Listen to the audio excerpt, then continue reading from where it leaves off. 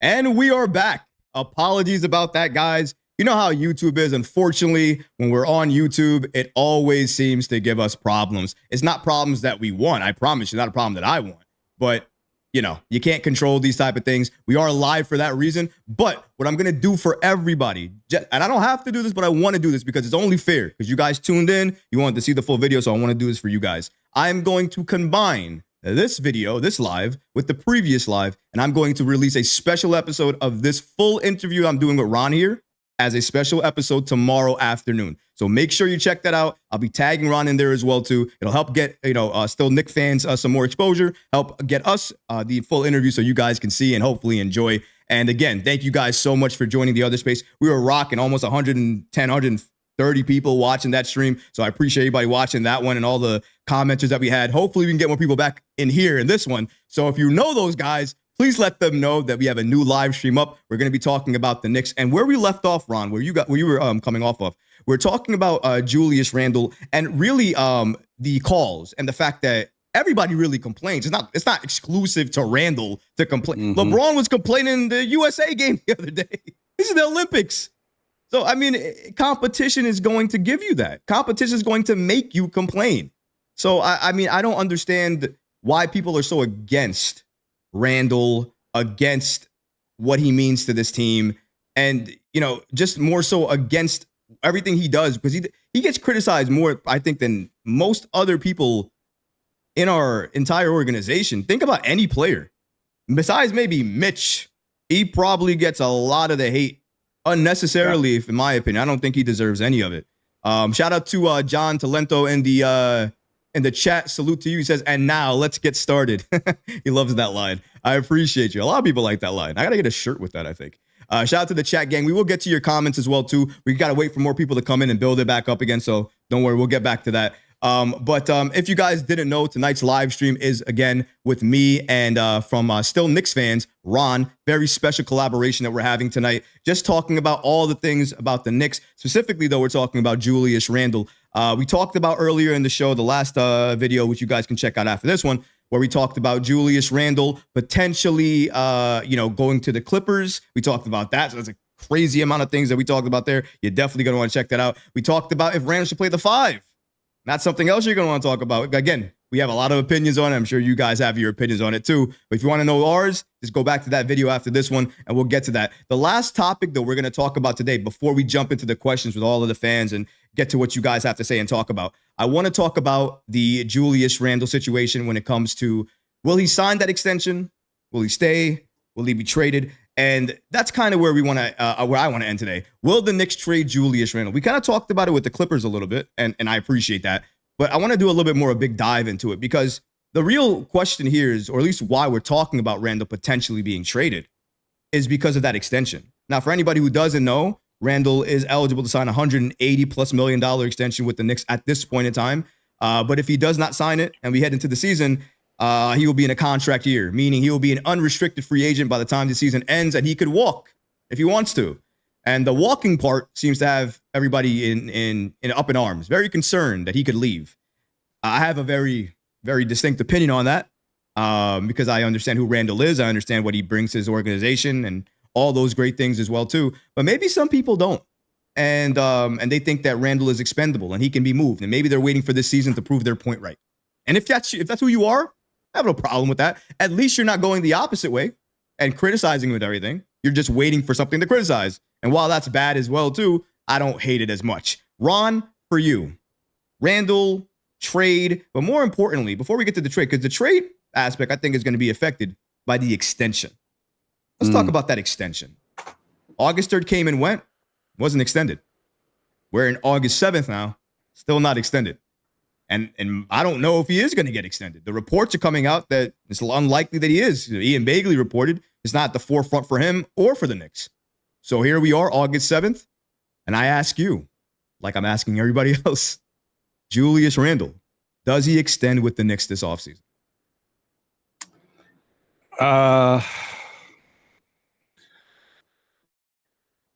I'm going to say he does. I'm going to say he does because, you know, the only caveat to it would be if I thought that the Knicks would not give him a fair offer. but I think they will, because in most cases, I would say maybe 9 times out of 10, I think they've tried to give all of the players that they've had that have done something for the organization a fair offer. And with Julius, it's a little different. Like you mentioned before, he has a great relationship with ownership. Dolan loves him. You know what I mean? So that alone says a lot. Plus, as Knicks fans, we know, the organization, people, that are in place, they saw Julius Randle came here, took a 2-year, $18 million deal, $18 million per. Like, other people weren't really clamoring to come to New York at that time, and he did. And then after, when he was eligible for his extension, he took less money. So I would think that the Knicks are going to try to do their best to give him as much money that they feel is fiscally possible for his skill set and his talent. And I think it will be enough that if he's the type that took a discount before, and he's going to take a discount no matter what, because he's eligible to get a certain amount. The Knicks are never going to give him whatever that amount is, because I think because of his tenure in the league, it might be high 200s, 260, who knows. They're not going to give him that, but I do think they're going to offer him something that is more money than he's making now, and will make him feel welcome. So it's all about, if he says, because every time Julius has an interview, I want to bring a championship to New York, I think he's a man of his word, and I think he'll sign the extension. Oh, it's funny. I actually don't agree. I don't think he will get an extension this offseason. I understand your point of view on it. I understand why it would make sense to, because you pay him now, you're going to pay him less. I apologize. Maybe I misunderstood what you were asking. Oh, you mean this? Yeah, this offseason. Yeah. No. Oh, okay. You mean he's going to get extended at some general. point? Yeah, right. Yeah. In general, okay. Yeah. Gotcha. Yeah, I agree with that. I do think he's going to get extended at some point by the Knicks or another team, likely next offseason. I don't think any extension is happening this offseason, just because of the fact it doesn't help anybody. It doesn't help. Julius Randle already took less. He's going to still take less, but he's not going to take less off of this extension. He's going to take less off of the next extension that he gets, which is the more max extension, which makes sense because he already didn't take the max. So it's okay for him now to take close to the max. OG Anunoby took close to the max. I mean, Jalen Brunson may have not taken close to the max now, but it's already reported and rumored that in 5 years, he's going to take close to $500 million? Right. So, I mean, it's not like he's not going to get paid. We're going to see these guys get paid at some point in time. Julius Randle, for me, the payment, the staying with the Knicks, all of that is based off of this season. And I don't have no fear in saying that. Randle's role, what he means to this organization, what he's going to mean to this team moving forward, is all going to be determined on what he showcases this year. Regular season and especially postseason. Everybody's been waiting for the postseason. Everybody's been wanting to see what happens in the postseason. But honestly, waiting for the postseason is the main thing for most Randle haters, because they need to see it there before they can find something else to gravitate to. Because right now, that's the biggest thing they have. Randle's not good in the postseason. You can continue to say that. My only argument to that, Ron, I always say it, the biggest issue for me is that Julius Randle, when he's been on this team, this is the best roster he has right now around him. He's never had this roster before. He's basically the second, maybe third option some nights on this team. He's never been that before on this team. We don't know what a Randle as a third option on this team could look like. And he already said, like, to your point, my goal is to increase my efficiency and win a championship. Oh, sounds like he's ready to make sacrifices to me. Doesn't sound like he cares about being any option to me. That's the type of players I want on my team. The players that understand what sacrifice means, Ron. It's so hard to get players that understand that this time is not your time, not your role. So many people come to a team and want to be the guy, the player, the Jalen Brunson. But they can't be Jalen Brunsons. Not plural. It's one. Because there's only one. We have a superstar on this team. Why not let the superstar call it and everybody else find your role around him? It seems like Randle understands that he needs to do that. It's clear that Mikal is going to do that. OG bought back in because he's going to do that when everybody was telling me that he wanted more of an offensive role. Well, why would he buy in with the Knicks again then, taking less than the max, when he knew we have Mikal Bridges, Julius Randle, and Jalen Brunson there? That doesn't sound like he's going to get a lot of minutes on offense, but he still chose to resign here. because he understands the goal. It's a championship. You don't get a championship without sacrifice. You got to sacrifice, whether it's money, whether it's playing time, or whether it's both. You need to do that. And the Knicks have found players willing to do a little bit of both. Jaylen sacrificing money. Randle sacrificing role. Mikal sacrificing time. Doesn't matter. Sacrifices all lead to the same goal. And that's what I'm talking about, Ron. This is where we are. And I've never been here before. We're on the cusp of a championship. We're talking about the Knicks being in an NBA Finals next year. When have you ever talked about the Knicks being in an NBA Finals a season prior to the season starting? I don't remember doing that with Patrick. Don't remember doing it with him. As good as those 90s teams were, as much as we knew they were going to be in the playoffs, nobody called them being in the NBA Finals. But we got to face that monster Bulls teams with Michael every single night. We knew how that was going to go. So we could never feel confident enough to say that. First time ever I feel confident enough to say that we could potentially see ourselves in the NBA Finals, because the only team you got to worry about is that green team up there, the reigning defending champions, which we have a team built to beat. Your thoughts on that, Ron, in regards to the Knicks and their roster against the Celtics? Do you think that we're the biggest threat against them in the Eastern Conference? Yeah, no, I think we really are from top to bottom. There may be, I mean, you know, Philly has something interesting with that starting unit they got going on, but once you get past that starting unit, start to dig into their bench. I mean, what are they? You know what I mean? You talk about Milwaukee. I did a comparison the other day of 10-man rotations. You look at their starting unit. It's interesting. I don't think it's as potent as even Philadelphia's, but you know, once you get into that bench, same question gets asked again. Like, what does that bench look like?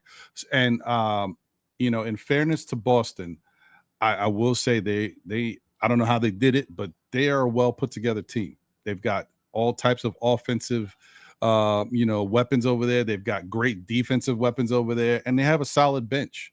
So I definitely do think out of all the teams in the East, definitely we already see Indiana's a pretender. Orlando may not be ready yet. So I really do think that the Knicks are the best team suited to knock them off. I think they're built that way, as to your point. The only thing that would really put me in a more comfortable level is if we had a strong backup center to go along with whatever Mitch is doing, and if we happen to lose be careful, be careful. You're going to anger the Mitch hive. Be careful with your words here. Oh, I know. But but the whole thing is, once again, guys, you know, if you watch me, I believe in Mitch. I just think we need to have a backup just in case. Yeah. That's what one thing we have talked about, and you can't say anything other than that. The Knicks have tried to address their holes. They have somehow come up with a backup at every position. They get it. So I'm assuming they're going to want to do that for the center position at some point too. But but I definitely think we're right there. We are right there with Boston. And I mean, listen, the Knicks in the center position, right? I mean, we all notice it. We all see it. They are making moves at that position. Why? Because they feel confident. I don't know about you. When I don't feel confident about something, I usually try to make a change. So it looks like the Knicks are making a change. No knock to Robinson for being the player that he is. But honestly, I mean, what do you expect at this point with the Knicks to do? We're a championship contender. You can't rely on Mitchell Robinson maybe playing 50 games. It is what it is. And that's maybe 50. Who knows what could happen with Mitch? And Mitchell Robinson right now is the biggest crux of this entire thing, because if he can play 65 games at least, we could probably be number 1 seed. I believe that. We have the roster. We have the talent. We have the skill. We stay healthy. Why can't we be number 1? Why is it crazy for us to be a number 1 seed? Here's another crazy take, just because I want to say it. And we're going to get to the comments. We're going to jump to the chat very soon. I think in the next couple minutes, and then the last 30 minutes or so for me and Ron, we're going to talk to the chat, talk to you guys, get some of your comments, speak to you a little bit before we end off here a little bit, because I got to edit a show now. Thanks to YouTube. Appreciate you, YouTube. Let's keep it going here. With regards to again with Mitchell Robinson, like I said before, it's not a hate thing. It's not something to go up in on flames about. It's just saying what it is.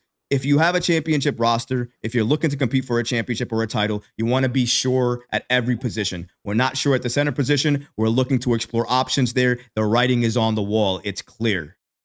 Mitchell Robinson is not somebody that might be somebody that the Knicks have faith in right now.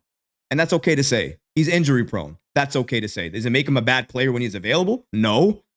It is what it is. It's fact. I don't wish it wasn't fact. I wish I couldn't say he was injury prone. But it wouldn't be fact. I'd be lying to you if I didn't say that. So shout out again to this Knicks squad. I think they have the best roster we've seen before. But with regards to the win total, like I said, I wanted to get to. Win total for me. Knicks are winning 60-plus games, Ron. They're winning 60-plus games. I have them at 61. I have them at 61 games because I think we have the roster to destroy the entire league. I don't think there's many teams when we're on that's going to beat us, Ron. I really don't. And the chemistry aspect is off the charts. The chemistry aspect is why I have it at 60. If we didn't have the chemistry, I'd put it at 55, around there, because I don't know. But chemistry, that's the biggest reason why you win games. And they have it. They have it in spades. They added a player that knows nearly everybody on the roster already, including your superstar point guard. I got 61 games. To that, you say what? Do I think this Knicks team could win 61 games? Yes. Am I going to say that they will? No. I'm going to stay a little bit more, calm with my jumping out the window. I'm going to say 55. I'm going to give them 55 just because, throughout the course of the season, no matter what they try to do, the team is going to get tested. And as much as you want to keep everybody, knock on wood, healthy, there's going to be certain things that do pop up. I hope it's not to the level that we saw this past year with the new training staff and a new head of their health, staff. I think we'll be in better shape, but you still know that anything can happen and will. So yeah, I'm going to say 55. Which is not a bad thing. I think if the Knicks win 55 games, go into the playoffs confident, they're winning, around that time to keep the continuity going. I think we're in great shape. And we saw a team in the Phoenix Suns win 66 games and go nowhere. So yeah, I agree with you. I think I agree with you to an extent that I believe the Knicks are going to take care of business this season. They're going to do what they need to do. The win total, 55, I'll give it to you. That's not a bad win total. Actually, I think that's ESPN's win total. I believe they predicted 55, if I'm not mistaken. So, which is cool. I don't mind it. 55 is good. Yeah, that's a great team, by the way. You win 55 games. I'm not mad at that.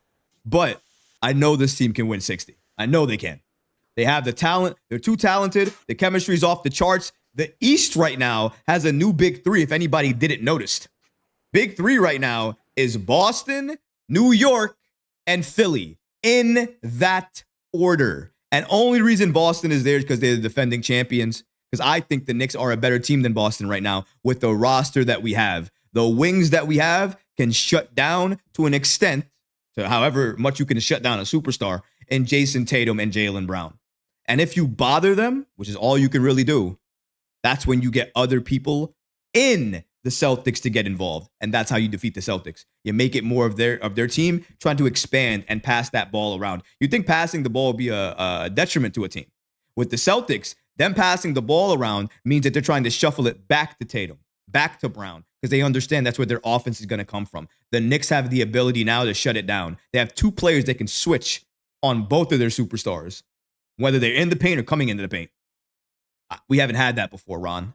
So I love our chances this year. I think we're going to be a great team, one of the best teams in the league. I might be homering it a little bit because I'm a Knicks fan and I can't help myself. But you know what? I just have that feeling. I had the same feeling before 2013. Same feeling. Couldn't explain it. Didn't know why. We saw what happened. Now, the feeling I have this year is a little bit different because this feeling is like it can last year after year after year.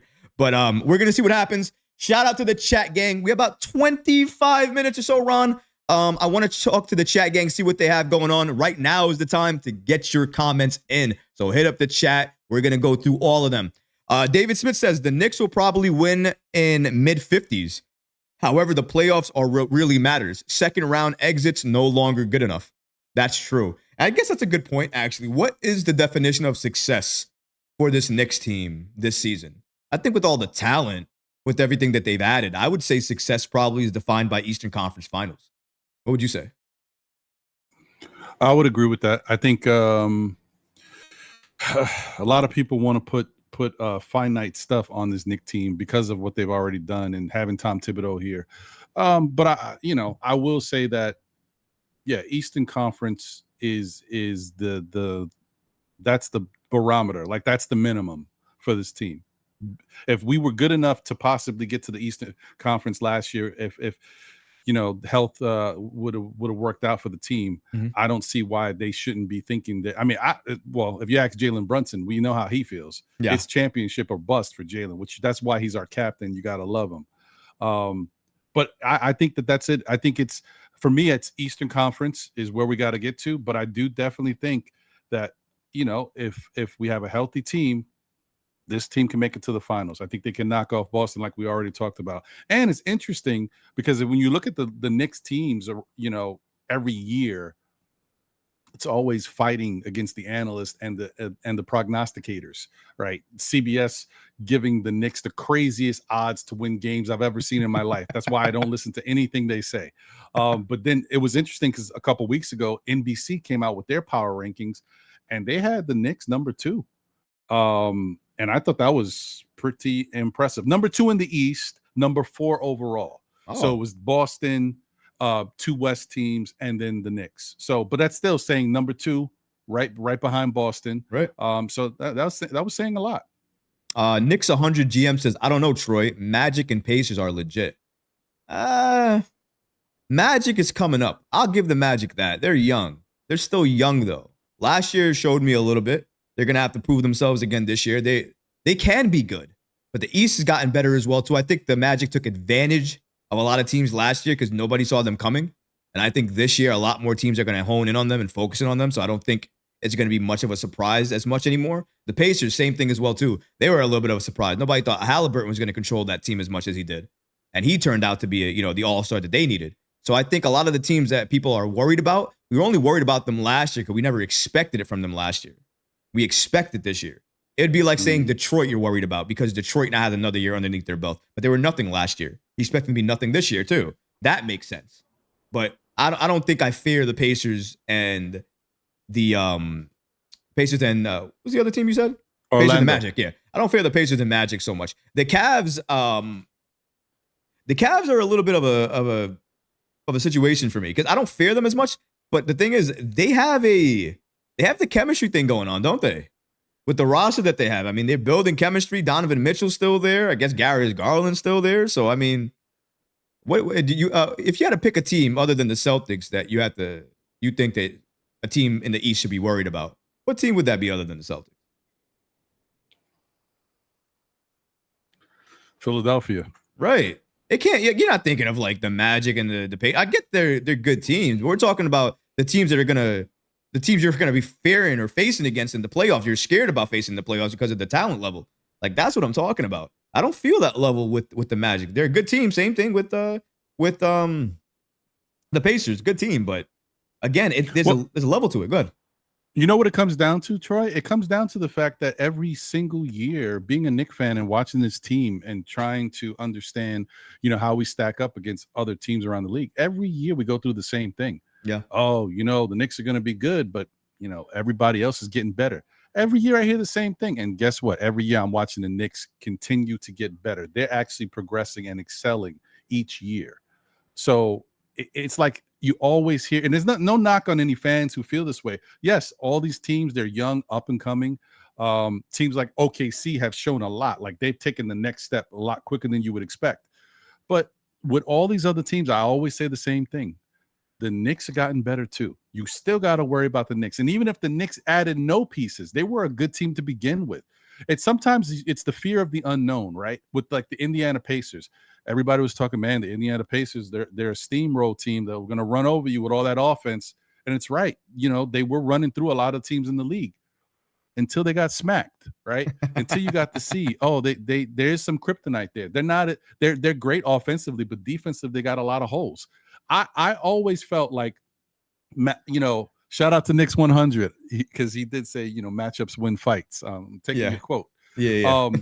But until I saw the Knicks smack them when they got blown out in the playoffs and Indiana did their thing, when I saw the Knicks smack them and blow them out playing their style of basketball, I'm not worried about teams like Indiana. They got some more work to do. I agree. I think Indiana definitely has some more work to do. Knicks GM was also saying that we potentially should be worried about the Hornets as well, too, as they're coming up. Man, I got to say this really quickly, man. And I get it. Maybe I shouldn't puff my chest out this much, but I can't help it. We don't got to be fearful of those guys. I'm sorry. I'm really sorry, guys. We don't. For the first time, maybe for a lot of you ever, we have the ability to puff our chests out. We are the better team. I don't care if we have to fear anybody. When you have the better team, guess what? You're likely going to win those games. I'll take those odds any day of the week because if you have the better team with the better chemistry and that talent level, you're going to win those games, even the hard games, even against the teams that are good, nice, the upcoming teams. So yes, I am concerned that there are teams that are going to be good again, but I'm not so concerned to the level that I'm counting my stars now thinking, if we see this team, we got to really lock in and focus. It's going to be like that against every team. Every team wants to take down the Knicks right now because the Knicks are the hot team to beat. It's like the Warriors back in the day when every team got up for the Warriors. Expect that to happen to the Knicks. You think nobody's hearing all this talk? The Knicks are this team. The Knicks are that team. The Knicks are going to be one of the best teams in the league. Everybody wants to shut us up. Everyone wants to shut us up. You know that, Ron. That's how it goes in the NBA. And when that 2013 season we're talking about, right? Remember there's a game we were playing OKC with. Everybody had us not winning that game. Kevin Durant was going off in that game with Russell during that time. Melo was playing that game. I remember during that time when we were getting counted out, when we were getting criticized, and it's such a far cry coming now to where we are here, where now people are fighting to say why we deserve to be in the conversation. You get what I'm saying? Like before, nobody would even come to our defense to say the Knicks need to be here, even though we had the talent probably to say that we did. Last year, you could have done this, I thought. Before that, Jaylen's first year, you could have done that, I thought. But you didn't. You waited until you had to see it. That's what I'm saying. People wait till they see something before they know that they're ready. A lot of fans don't understand things yet because they haven't seen it yet. You're rushing. You're trying to get to a point where we're not there yet. Enjoy the ride. Enjoy this ride. You're not going to see it many times. I've been alive for a very long time. I've only been this hype and happy about the Knicks in a reality standpoint because I can't only get as much happy as I can for, Kadeem Allen every season, I can only get happy for him for a certain amount of time before I get upset about it, So right now there's so many things to be happy for if you're a Knicks fan. You have to have pride in your team. You have to believe in them. That's what they built you. They built you this team to believe. Ron, again, I don't understand it sometimes. John says, I disagree, Troy. Magic, young, athletic, play great defense, have size. Philly to me, Embiid, slow and hobbled Paul George past his prime. Maxey, the one that makes up a matchup problem. Yeah, again, I don't know why people are hating on this Magic take, man. Listen, I'm not saying they're a bad team. They're a good team. The Magic are a good team. They are. I'm just not worried about them because we have a better team. That's all. We have a better team. It would be different if we didn't have that good of a team. Then I'd be worried. If we didn't make the Mikal Bridges deal, I'd be worried because they are a good team. They've come up. They've made differences. But after the Mikal Bridges deal, I don't know about you, Ron. Are you as worried about teams given the roster we have? Should we be more concerned? Because apparently a lot of the audience here seems like they are a little bit more concerned. Would you be? I'm not concerned at all. I wasn't concerned prior to this. I wasn't concerned 2 years ago. I wasn't concerned, 3 years ago. I'm not going to be concerned this year either. I think the Knicks, all they've showed to everyone around the league is that they are a real team. They know what it takes to put together a winning product, and they're not going to stop for anybody else. They're just going to continue with what they're trying to do to head towards winning a championship. They're not worried about anybody else. They're just going to keep doing what they got to do. And I think what you're starting to see too is other players are starting to recognize it. The Knicks are on the tip of everybody's tongue. You get a lot of hate. You get a lot of the fanboys that come up too, but you also get a lot of the people using the Knicks for fodder, like the Gilbert Arenases of the world and the Draymond Greens. They talk about us, and I say us because we're Knicks fans, but they talk about us because they see that we are growing, that we are improving, that we are a force to be reckoned with. And then you got shout out to these two people, because I think they're keeping it real and they're not being homers of any sort, even though they could be. Kendrick Perkins, always showing love to the Knicks and stating that the Knicks are about their business. They're doing some things over there that you have to recognize and you have to respect. And then even Kevin Garnett. Kevin Garnett is, look, the Knicks are becoming a problem. Y'all got to watch these next year. The Knicks are going to be a problem. That is real. It's not just because the Knicks made the playoffs and they got Jaylen. No, the Knicks are playing good basketball. And the other thing that I think is really waking people up, because it's just how it is. All of this talent that we got is not all homegrown talent. We are actually poaching and picking talent from other teams that you saw these players excel over there. So now you can't say, oh, that guy's a bum. No, he was good there. Now he's with the Knicks. He's not a bum now. So I think it's just the writing's on the wall. Knicks are a good team. They're going to be a good team. And if they stay healthy, who knows what we're going to be talking about at the end of the season. I hope it's a championship, because I already got my parade shoes, Ron, and I need a reason to use them. So I really hope it's the parade. Killer Dog says facts 100. I'm assuming he means that to you, Ron, with what you were saying just now about the Knicks, where we are right now, and the fact of the team that we got in the East. David M says, still have to be mindful of the Heat. Somehow Riley and Spo always find a way to get that team to compete. That's a very good point. I like that point. That point for me is probably one of the better points I heard all night in terms of another team to be worried about, because the Heat are sneaky, and I hate that they're sneaky, because they shouldn't be sneaky.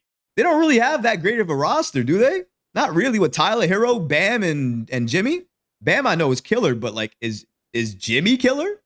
Is Jimmy that good right now, given the injuries and everything else? I know he's going to be whatever he is during the regular season before he goes playoff Jimmy, but playoff Jimmy doesn't look the same.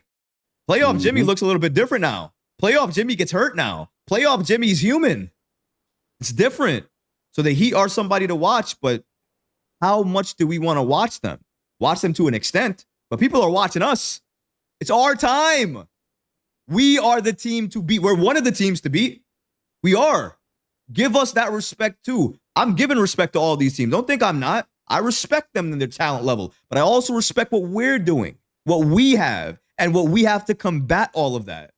We have a team now that we shouldn't be fearful of anybody we go in there with. No one, no matter who it is. But we can come out the other side just as good. John is responding in there. I see you, John. And Outlaw 24 says, the only problem we have with them, Orlando Magic, was height. They had a lot of tall players. Now we basically got that under control because we was weak at the wing for a little bit, especially with only OG. Paris says the team isn't more popular than the 90s Knicks yet. Let's hold off on that. Well, yeah, like I said before, some people have what they like. Some people love the 90s Knicks. Again, I grew up on the tail end of the 90s Knicks with my father, so I don't feel that same type of love and appreciation. Even though I love that team, I know how much a lot of fans love that team. But for me, it's a little bit different. Just like for you, it's a little bit different. You understand it. You respected that level, and you couldn't even say yet. You said, we'll see. And I respect that because you've seen the greatness, and I've seen the greatness. But I also understand what I'm watching now, what I'm seeing now, and where we are in the league right now. And that's why, for me, I'm saying it's better because of where we are and how we're seen in the league. That's the only reason I'm saying that. I'm not saying it based off a team or anything like that because I don't know that yet. I haven't seen it play out. But just based off of that alone, that's the only reason I'm saying it. But I can understand you, Parrish, and I appreciate you, man. I understand sometimes me and Parrish sometimes don't see eye to eye a lot of times. We have different conversations and different takes. I appreciate that, though, Parrish. Don't think I hate that. I like when we disagree. Disagreements cause everybody's basketball knowledge to expand.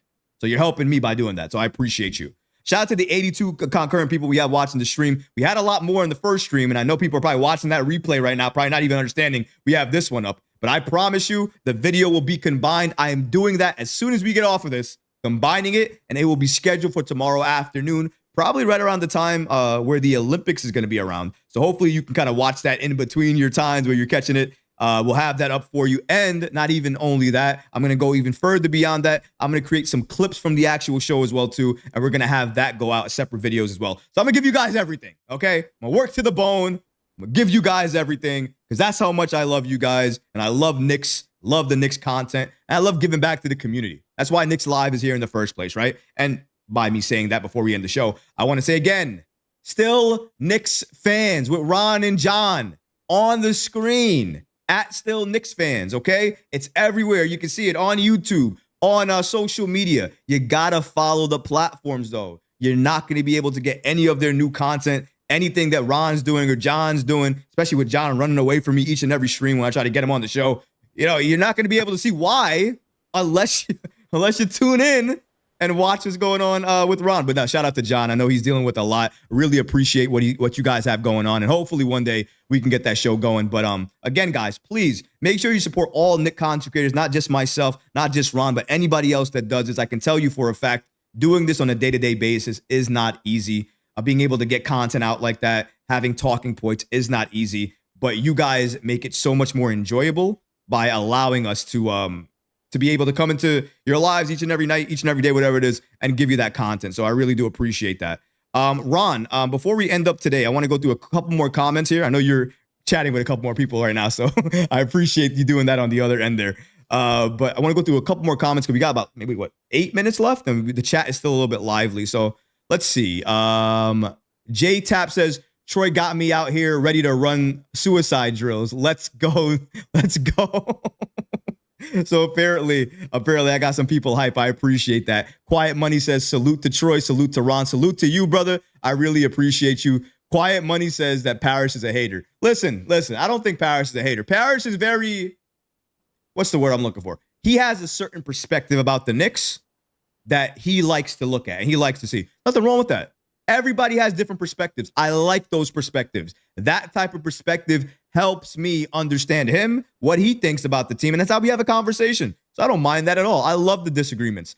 Let's see here. What else do we have going on? Troy, yeah. I think Parrish just said it. That is the reason why he has a different perspective. He said it. If you don't mind, I'll read what he said. Yeah, go ahead. He said, this is him talking in the third person. Yeah, hey, go ahead. He said, Parrish is 62. I saw Walt Frazier and Earl Monroe. They not better than Brunson or Melo or Ewing. So okay. I mean, but he saw the Knicks team when they had a nice, really exciting run. Right. And so he saw championship basketball. And listen, I understand. That's why I don't have a problem with it, because once you've seen that, it's hard to say that any team is better when they've not given you anything yet. So I can understand that perspective. I'm thinking about it in terms of where they are, like I said, now in the NBA. So it's all about how you look at it, how you view it in perspective. I get it. I understand, Paris. I see where you're coming from. And I appreciate how long you've been a fan. That's also amazing, because I love people who's watched this team for year to year to year, because you get the best viewpoint, the best vantage point to understand where this team has come from. So you, more than anybody else, should understand why I'm so excited to be where we are right now. Because it doesn't happen often. Look how long you've been a fan. How many times have we had a window? Can't be too many in your lifetime. Because it hasn't been too many in mine, and definitely not in Ron's. So that's all I'm trying to say there. Let's keep it going here. Knicks Rewind.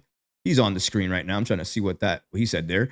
We haven't seen this team compete. Our bench have Devo and Hart. Now the only position in question is the 5. Losing iHeart was big, but not big enough to slow this train down. I'm glad that fans still believe in us. I'm glad that fans still think and appreciate what we do on a day-to-day basis actually matters in terms of the team getting better, understanding where we are, our position in the East, and also position in the league. A lot of fans don't seem to understand it at times because they still feel that other teams are better. It's like natural to feel that way as a Knicks fan, right? Sometimes you feel natural to say, oh, well, that team's probably better than us.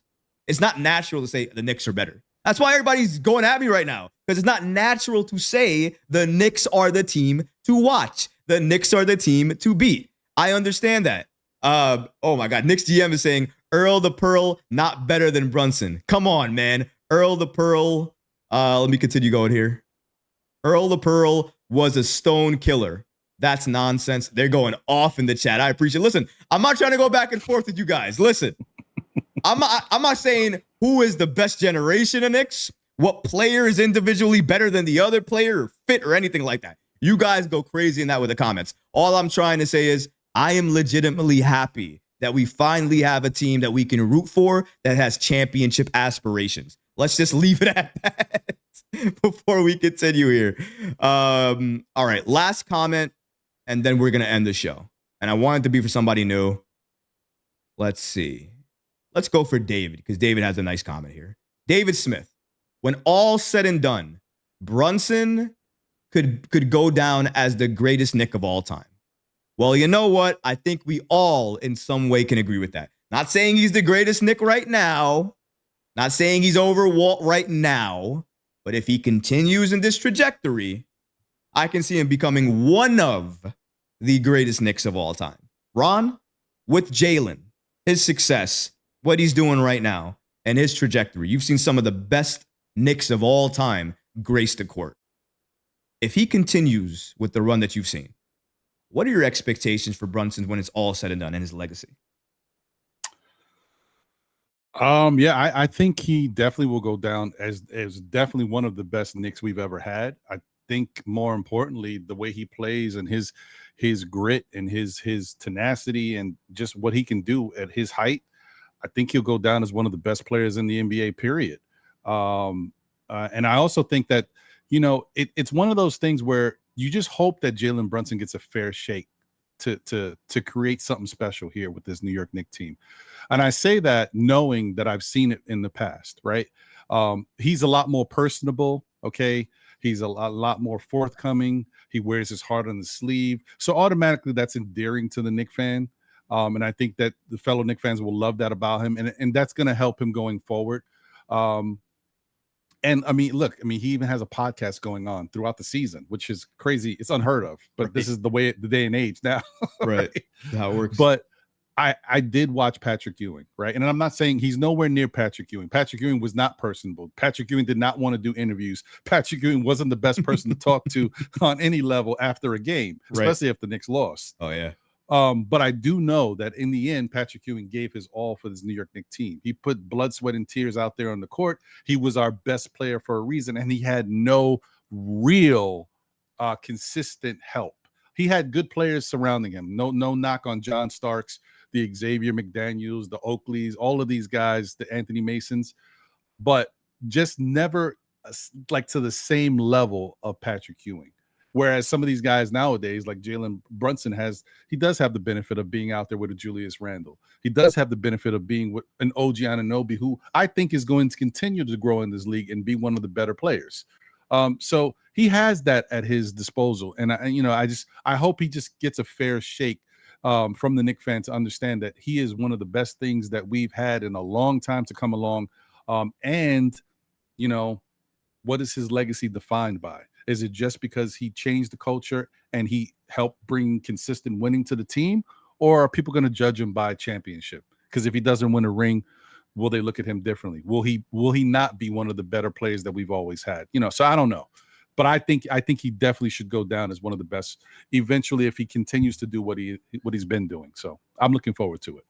I absolutely agree. I think that Brunson will eventually get there. I mean, his work ethic will make him get there. Just like his work ethic got him team captain. Shout out to the new captain. Appreciate you, Brunson.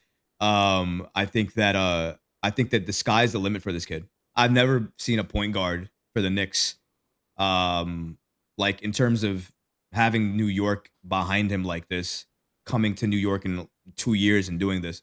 It's pretty impressive. Not many people can come to New York and say they've done that on a point guard level. We've been looking for it for years.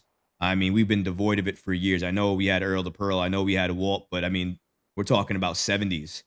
You can't really, if you talk about any other time with the Knicks, I mean, yeah, we tried certain point guards. There've been certain stops, but we've never had the confidence and faith in the level of play in a point guard for at least a modern age, last 20 something odd years, than Jalen.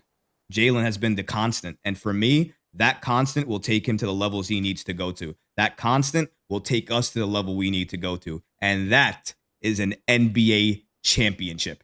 Now, for everybody who's on the live stream, I appreciate you guys. This is the end of the live stream. And I appreciate some of the guys actually coming back. We kind of got back up to where we were. Not exactly, but somewhat exactly. I do appreciate everybody who's joined, who came to, support me and Ron tonight doing this special collaboration. As I said, just as a favor to you guys, because I do apologize for YouTube always causing issues, I will be clipping this entire thing together for you guys, making sure it's a full video for tomorrow afternoon, so you'll see that. And on top of that, I'll be clipping some of these parts. They will go out as future videos, so check them out on the weekend and things like that. This is, again, to help promote other content creators, help their content get off the ground or do even better, because that's what the community is for. It's on screen again, as you see, at Still Knicks Fans. Please give them a follow. Support is absolutely free. It doesn't cost you a dime, and it all goes to the same thing. Helps the Knicks community, helps the Knicks organization. Ron, you've been a great guest tonight. I really do appreciate it. Any last words before we end the stream tonight? Just want to say once again, thank you for having me, being a part of your platform. This has been great. Yeah, we had some technical difficulties, but that's life. And you know what? Our New York Knicks team is it hasn't been the greatest. We've had the ups and downs for the Knicks team as well. So right. it's only par for the course. And I just want to just say thank you to the kind words that you mentioned to me off screen. Once again, I appreciate that, and it just tells us that we're doing something good and we should continue pushing forward. And I just enjoy everything out there. Shout out to everybody who's tuned in, supporting not only Still Knicks fans, but also Troy and the Knicks Recap and everything he's got going on. Listen, as I always say, just let's continue to keep growing and keep glowing. Growing and keep glowing. I love it. That's the perfect way to end the show. Again, guys, thank you so much for joining in. We will be live again next Wednesday. I keep doing this. Every Wednesday now, it seems like I'm going to be doing a live stream with another content creator. We got another one lined up for Wednesday. I can't tell you who it is, but I promise you, we don't agree.